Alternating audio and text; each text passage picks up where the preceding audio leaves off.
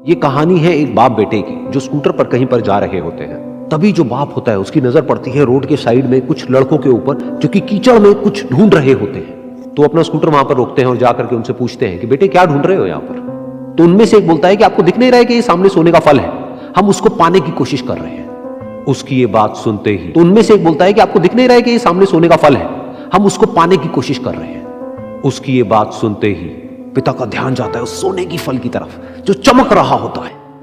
फिर उनके माइंड में कुछ इमेजिनेशंस बनने लग जाती हैं कि काश ये जो फल है ये मेरे बेटे के पास में आ जाए तो ना सिर्फ उसकी बल्कि मेरी भी जिंदगी बदल जाएगी। तो बिना सोचे समझे अपने बेटे को धक्का मार देते हैं उसकी तो ना सिर्फ उसकी बल्कि मेरी भी जिंदगी बदल जाएगी। तो बिना सोचे समझे अपने बेटे को धक्का मार देते हैं उस कीचड़ में और बोलते हैं कि तुझे किसी भी कीमत पर वो फल लेकर के आना है। लेकिन बेटे को वो फल नहीं चाहिए होता है, उसके अपने कुछ और ही सपने होते हैं। वो बहुत कोशिश करता है अपने पिता को ये समझाने की कि मेरी खुशी इस फल में नहीं है, मेरी खुशी कहीं और है, मेरे सपने कुछ और है। लेकिन उसके पिता उसकी एक नहीं सुनते हैं। वो उसको धक्का मारते हैं उस कीचड़ में और बोलते हैं कि मैं तुझसे पूछ नहीं रहा हूं, तुझे बता रहा हूं कि तुझे वो लेकर के आना है। तो वो बेटा भी अपने बाप के सपने को सच करने के लिए अपनी पूरी जान लगा देता है और पूरी कोशिश करता है कि किसी तरीके से उस सोने का फल उसके हाथ में आ जाए।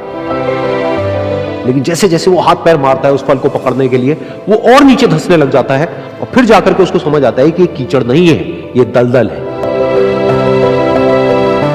वो चीखता है, चिल्लाता है, अपने पिता को आवाज लगाता है। वो चीखता है, चिल्लाता है, अपने पिता को आवाज लगाता है।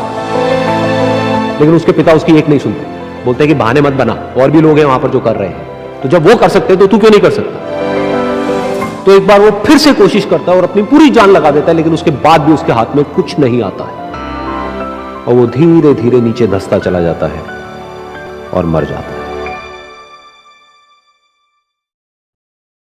तब जाकर के उसके पिता को एहसास होता है कि उससे कितनी बड़ी गलती हो गई। तब जाकर के उसके पिता को एहसास होता है कि उससे कितनी बड़ी गलती हो गई। वो वहीं बैठ करके रो रहा होता है, चीख रहा होता है, चिल्ला रहा होता है। तभी वहां पर एक साधु आता है और वो साधु उस आदमी से पूछता है कि तुम क्यों रो रहे हो। फिर वो आदमी उस सोने के फल की तरफ इशारा करते हुए उस साधु को अपनी पूरी बात बताता है और बोलता है कि इसमें मेरी क्या गलती है, मैंने तो जो कुछ भी किया अपने बेटे की खुशी के लिए किया।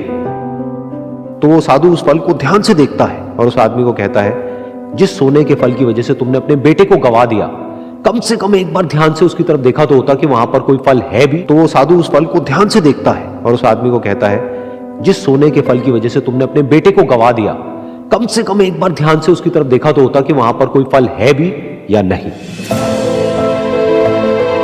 ये सुन करके उस आदमी को गुस्सा आया और उसने कहा कि सामने तो दिख रहा है फल, आपको नहीं दिख रहा क्या। तब वो साधु उस कीचड़ के ऊपर एक पेड़ के सामने तो दिख रहा है फल, आपको नहीं दिख रहा क्या।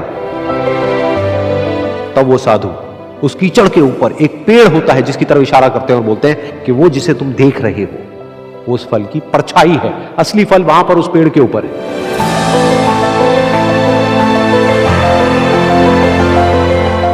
फिर वो साधु उस आदमी को बोला कि अपने बेटे को जबरदस्ती धक्का देने की बजाय और उसको बताने की बजाय कि तेरी खुशी किसमें है, बेटे को जबरदस्ती धक्का देने की बजाय और उसको बताने की बजाय कि तेरी खुशी किसमें है, अगर तुमने उससे पूछा होता कि बेटा तू बता तू क्या करना चाहता है और तेरी खुशी किसमें है, तो ना सिर्फ तुम्हारा बेटा जिंदा होता